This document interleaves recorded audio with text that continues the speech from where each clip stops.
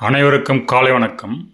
இந்த காணொளியில் எப்படி முதலில் இந்த உலகம் தோன்றிற்று, இந்த உலகம் தோன்றியதில் உள்ள பழமையான வாழ்விடங்களாக இருப்பது எந்த காடுகள், எந்தவித பாரமைப்பு என்பதை பார்த்து அதன் மூலம் இந்தியாவில் உள்ள பழமையான காடுகள், பழமையான இடம்தான் முதல் ஆதி மனிதன் இங்கு வாழ்ந்திருக்க வாய்ப்புகள் என்பதை தெரிவிக்கின்றன.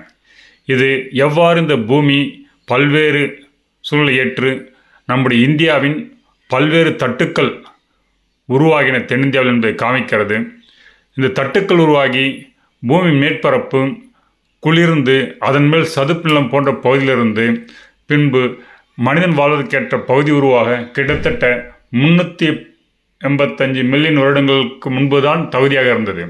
அப்படி பார்க்கும் பொழுது உலகில் உள்ள பழமையான மலைகளில் இந்த பார்பிட்ரான் கிரீன்ஸ்டோன் பெல்ட் சவுத் ஆப்பிரிக்காவில் இருப்பது 3.5 to 3.6 பில்லியன் வருடங்கள் பழமையானது.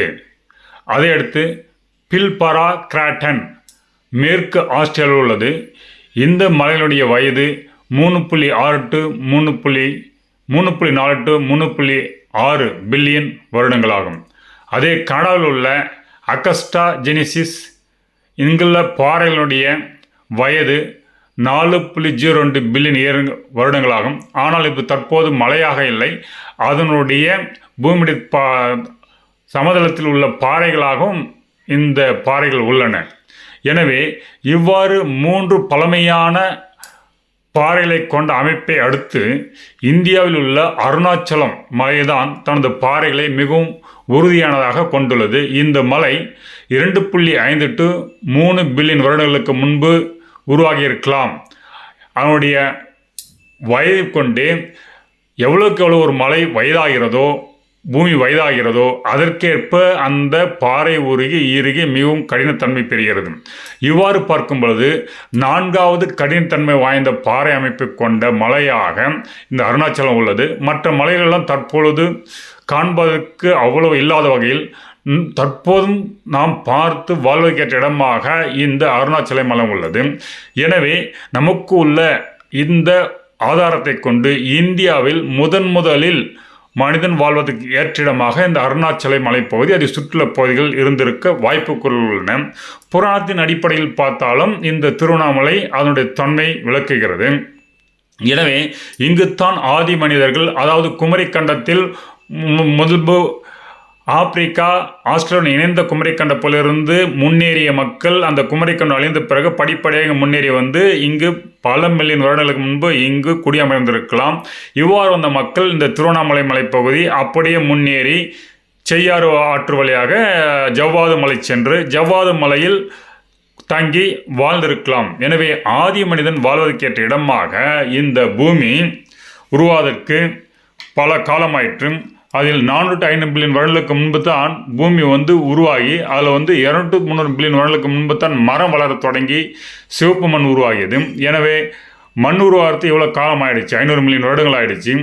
அப்புறம் ஒரு நல்ல காடு உருவாவதற்கு 385 மில்லியன் வருடங்களுக்கு முன்பு தான் நல்ல காடு உருவாச்சு. நல்ல காடுகள் உருவான பிறகு தான் மரங்கள் தோன்றி அங்கே உயிர்கள் வாழ்வதற்கான பலன்கள் கிடைக்கப்பெற்று பல உயிர்கள் தோன்றி அதில் மனிதன் ஒரு 60 லட்சம் to 70 லட்சம் வருடங்களுக்கு முன்பு உருவாகிருக்கலாம் என்பது சயின்ஸ் கணித்துள்ளது.